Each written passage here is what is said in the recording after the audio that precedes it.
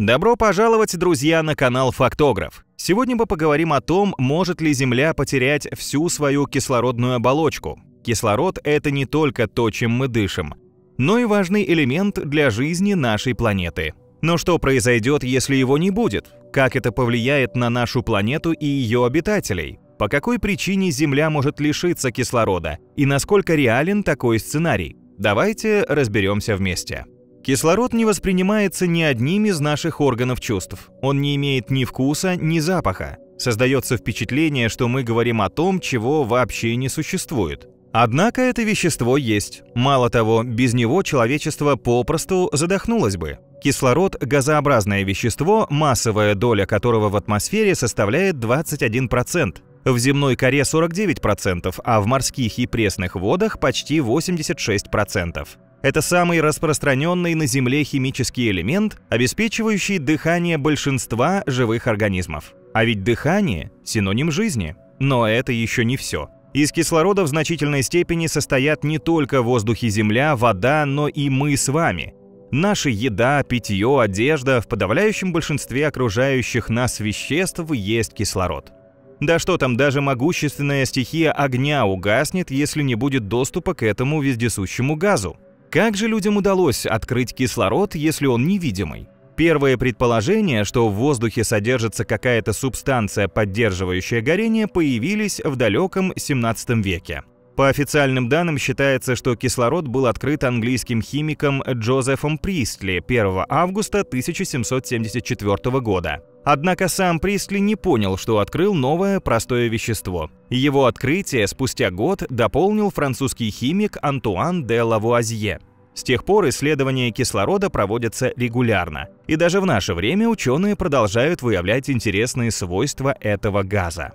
Сегодня в атмосфере много кислорода, но несколько миллиардов лет назад все было по-другому. Смесь газов, образовавшая толстый слой вокруг нашей остывающей планеты, около 4,6 миллиарда лет назад мало чем отличалась от веществ, выбрасываемых вулканами – метана, сероводорода и углекислого газа. На Земле не было жизни, и с неба регулярно падали метеориты. Почти половина тех 4,5 миллиардов лет, что существует Земля, прошли без свободного кислорода в ее атмосфере. Ученые мало что знают о деталях появления этого газа. Но они предполагают, что примерно 4,3 миллиарда лет назад ситуация на Земле начала стабилизироваться, и на планете образовалась пригодная для жизни атмосфера, состоящая в основном из углекислого газа и азота. Со временем так называемые цианобактерии, крошечные организмы, начали выделять много кислорода, и атмосфера нашей планеты стала более благоприятной для остальных форм жизни.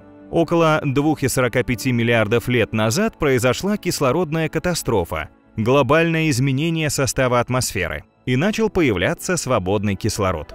Первый миллиард лет практически весь кислород поглощался растворенным в океанах железом и формировал залежи джеспилита. Газ начал выделяться в атмосферу и 1,7 миллиардов лет назад достиг 10% от нынешнего уровня. И, наконец, примерно 600 миллионов лет назад концентрация молекулярного кислорода в нашей атмосфере достигла 21%. Этот период истории совпадает с возникновением сложных живых существ.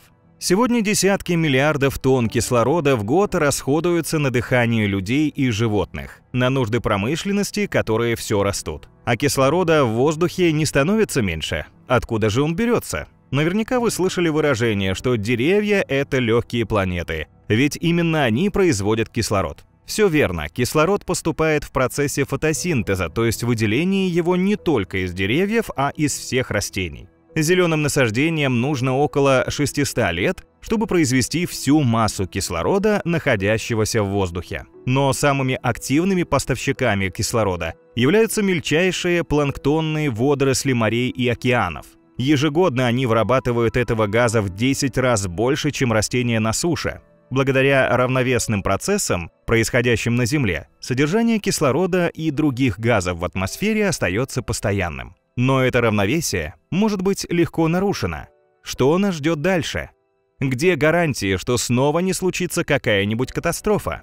Будущее Земли определяется рядом факторов: увеличением светимости Солнца, потерей тепловой энергии ядра Земли, смещением других тел Солнечной системы, тектоникой плит, биохимией на поверхности, а также антропогенными факторами. Когда-нибудь в далеком будущем Земля вовсе может исчезнуть. Но что насчет кислорода? Ведь если его не будет, то наша планета станет непригодной для жизни людей. И такое вполне может случиться. Исследователи прогнозируют истощение запасов кислорода на планете. Правда, это вряд ли произойдет в течение ближайшего миллиарда лет. Или около того. Но когда этот момент настанет, события будут развиваться чрезвычайно быстро. Кадзуми Адзаки из университета Тохо в Фунабасе в Японии и Крис Рейнхард из Технологического института Джорджии в Атланте смоделировали климатические, биологические и геологические системы Земли, чтобы предсказать, как изменятся атмосферные условия на планете. Моделирование показало, что нынешние уровни кислорода будут поддерживаться в течение ближайшего миллиарда лет, а затем опустятся до значений кислородной революции. Наше Солнце стареет, становится более горячим и высвобождает больше энергии. Это приводит к уменьшению количества углекислого газа в атмосфере, поскольку он поглощает тепло и распадается. Поэтому спустя миллиарды лет на планете станет настолько мало углекислого газа, что фотосинтезирующие растения не смогут выжить и производить кислород. Массовое исчезновение растительности и станет основной причиной падения уровня кислорода. Крис Рейнхард утверждает, что кислорода станет примерно в 1 миллион раз меньше, чем есть сейчас. В этот момент Земля откатится на 2,4 миллиарда лет назад, что буквально станет концом для человечества и большинства других форм жизни на планете, для которых кислород является жизненно необходимым. Рейнхард уверен, что после этого жизнь на нашей планете снова станет микробной, и править здесь будут примитивные бактерии, которые в настоящее время прячутся в тени. Представьте себе, что вы гуляете или дома занимаетесь своими делами, и тут одномоментно исчезает кислород. Вы чувствуете, что вам нечем дышать. Что дальше? В этом случае есть два варианта развития событий. Первый – кислород исчезнет только в атмосфере. Это резко изменит атмосферное давление. Уже через секунду у человека произойдет разрыв внутреннего уха, и из ушей польется кровь. У людей появится чувство, словно они переместились на 2 километра вверх. Через 10 секунд на всей Земле погаснет огонь, и все двигатели в мире остановятся. Если вы в этот момент будете в самолете, я вам не завидую. Лайнер начнет падать, а кислородные маски не только не помогут, но и обожгут вам горло и приведут к летальному исходу, так как воздух будет состоять в основном из азота. Через 30 секунд вы отчаянно будете пытаться дышать и вдобавок начнете ощущать жжение. Озонового слоя и защиты от ультрафиолета больше нет. Все живое на планете начнет медленно поджариваться и покрываться ожогами. Ледники станут таять как мороженое, а мировой океан закипать. Гибель клеток в вашем теле ускорится и может повредиться и ДНК, вплоть до появления различных мутаций, которые могут привести в ближайшее время к раку. И вот 60 секунд прошло, и кислород вернулся. Вы уже начинали синеть и терять сознание. Но теперь приходите в себя и начинаете кашлять. Возможно, у вас будут проблемы с равновесием из-за внутреннего уха, но вы все же восстановитесь. Также, кроме людей, выживут рыбы, киты, черепахи и тюлени. Второй вариант – кислород исчезнет не только в атмосфере, но и на всей планете. А вот здесь нас ожидает плачевный исход. Все люди и животные моментально исчезнут. Почему так произойдет? Потому что все живые существа состоят в основном из воды, а вода на 1/3 состоит из кислорода. Также кислород нужен для того, чтобы внутри живого организма происходили необходимые для поддержания жизни процессы. Затем уже спустя 2 секунды исчезнут океаны. На их месте останутся кальций и соль. Бетонные здания и деревья развалятся, а металлические каркасы сварятся друг с другом.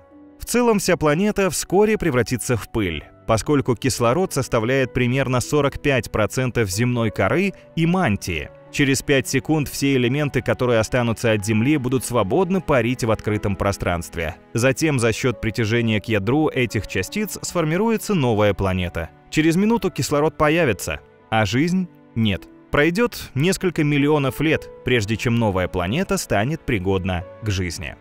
Если Земле хоть и не сейчас, но все же грозит исчезновение кислорода, то, может, стоит подумать о переселении на другую планету. Возможно, через миллиард лет человечество настолько шагнет вперед в своем развитии, что мы сможем летать с одной планеты на другую.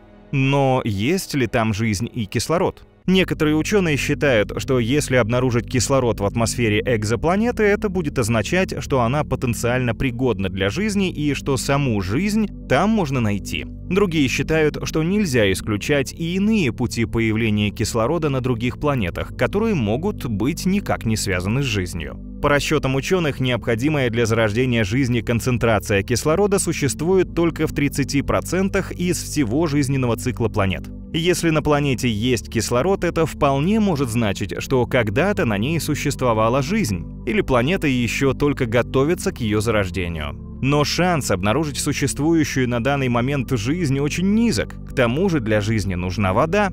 В принципе, жидкость может попасть на планету вместе с астероидами, как предположительно попала на Землю. Возможно, и на Марсе когда-то существовали живые организмы. Просто человечество слишком поздно начало его изучение. И может через миллиарды лет человечество переселится на Красную планету. Но пока что там непригодные условия для жизни. Нет воды и слишком мало кислорода.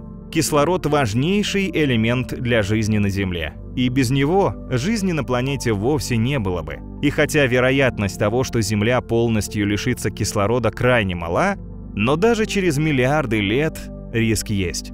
Если это произойдет, то последствия будут катастрофическими для всех живых организмов. Поэтому очень важно бережно относиться к окружающей среде и заботиться о сохранении ее баланса, чтобы избежать возможных экологических катастроф. А как вы оцениваете вероятность того, что Земля может полностью лишиться кислорода? Верите, что человечество сможет продолжить жизнь на другой планете? Делитесь своими мыслями в комментариях.